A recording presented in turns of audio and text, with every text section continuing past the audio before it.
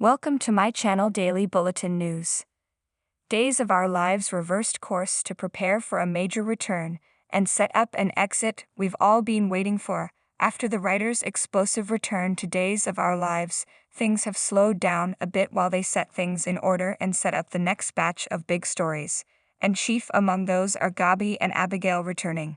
Maybe Abigail. Definitely Gabi. I did not see Kristen being put into the CEO chair and EJ getting put back as the DA when the writers returned. That happened fast, then Kristen disappeared, which was a bit disappointing. But I suppose EJ was put in there back before the strike, so they wanted him back to fulfill his original purpose. And I'm guessing that's him being forced by Stefan to get her out of prison, which should be happening next week, or at the very least, we'll finally be seeing Gabi again next week. See what Sherry Jimenez had to say about taking over the role here. So we've got everything in position for Gabi's freedom and the truth about Jude's father coming out. Though I can't imagine Stefan revealing it out of vindictiveness if EJ gives him exactly what he wants. My guess, Leo will finally figure it out and, on this new path of being a better person, decide to tell Nicole and Eric. Also, what's happening with Melinda now? She was kind of written into a corner where her only leverage for staying out of trouble with Rafe was being the DA. Now she's got nothing. EJ's cheerful bursting in on Paulina's party amused me before he strong-armed Paulina into firing Melinda and giving him his job back. And I'm happy we got to celebrate Juneteenth and Paulina and Abby's anniversary. But was that it for Lani and Eli? We got a few scenes as they pop in for a surprise visit.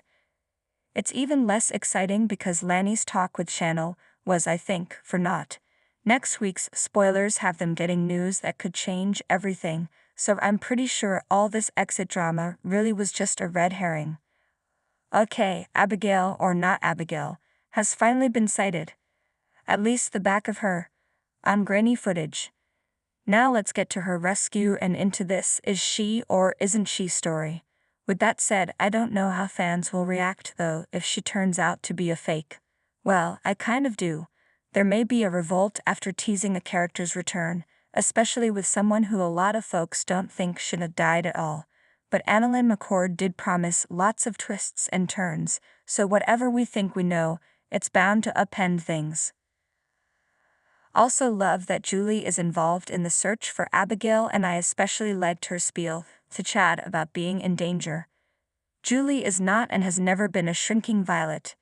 Hell, in the first episode of the show, she was arrested for stealing. So calm down, Chad. She can handle herself, and I'm thrilled she's taking an active role in something besides that time capsule. Goodbye, Harris. Take 2. They're wrapping up this busting Clyde out of prison thing pretty quick and easy. Justin's confident he can get Steve off and the others aren't involved. Over and done. I guess that's something the writers didn't want held over everyone's head. As for co-conspirator Ava, the Friday cliffhanger was not my favorite. Judging by Monday's spoilers, this is Harris' final goodbye, so I'm not sure how much uncertainty there is there.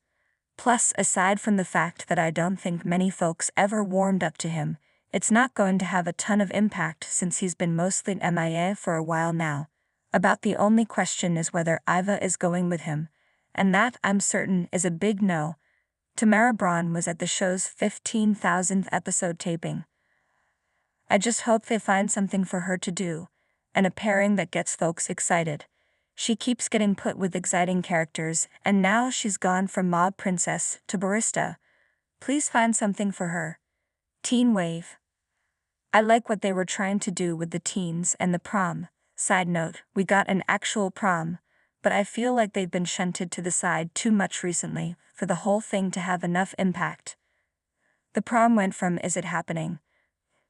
to "everyone's getting ready for it in 5 minutes." Out of nowhere. But I am thrilled that they actually gave us a prom. It wasn't super epic, but I was a little nervous on Thursday that we'd just get hall scenes. And no offense to Holly and Tate, but I'm kind of more invested in Sophia and Aaron right now. We don't see her much, but Madeline Kientz was phenomenal with Sophia's anger and hurt. I wasn't sure if she'd be turned into the vindictive, scorned lover, but they pulled back on that. Though ratting Holly and Tate out is definitely going to come back to bite her. And Louis Tomeo gave Aaron an awkward nervousness every time he talked to Sophia that was oh so believable. I want these two kids to work out. Forget Holly and Tate, those two are a mess. Stay tuned and subscribe the channel.